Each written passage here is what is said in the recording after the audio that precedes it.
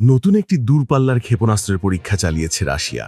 এই ক্ষেপণাস্ত্র ৩৫,০০০ কিলোমিটার দূরত্বে গিয়ে লক্ষ্যবস্তুতে আঘাত হানতে সক্ষম, বহন করতে পারে পরমাণুমাস্ত্র।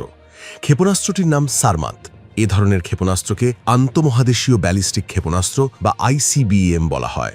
গতকাল মঙ্গলবার এই ক্ষেপণাস্ত্রের পরীক্ষা চালায় রাশিয়া। নতুন ক্ষেপণাস্ত্র সফলভাবে পরীক্ষার পর রাশিয়ার প্রেসিডেন্ট ভ্লাদিমির পুতিন বলেছেন, এটি বিশ্বের সবচেয়ে শক্তিশালী ক্ষেপণাস্ত্র ব্যবস্থা।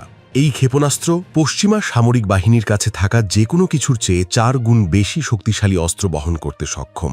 চলতি বছরের শেষ নাগাদ সারমাত যুদ্ধকালীন দায়িত্বে মোতায়েন করা হবে বলে জানান তিনি।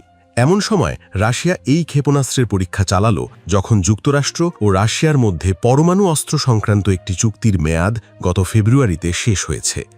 নিউ স্টার্ট নামের ওই চুক্তির শর্ত অনুযায়ী নিজেদের পরমাণু অস্ত্রের সংখ্যা সীমিত করার কথা ছিল ওয়াশিংটন ও মস্কোর। তবে চুক্তির মেয়াদ শেষ হওয়ায় এখন দুদেশের এ সংক্রান্ত কোনো বাধ্যবাধকতা থাকছে না। নিউ স্টার্ট চুক্তির মেয়াদ শেষ হওয়ার পর উচ্চ পর্যায়ের সামরিক সংলাপ শুরু করতে রাজি হয়েছিল যুক্তরাষ্ট্র ও রাশিয়া। তবে শীঘ্রই এই চুক্তির মেয়াদ বৃদ্ধির কোনো লক্ষণ দেখা যাচ্ছে না। মার্কিন প্রেসিডেন্ট ডোনাল্ড ট্রাম্প পরমাণু শক্তিধর চীনকে নিয়ে একটি নতুন চুক্তি করতে যাচ্ছেন।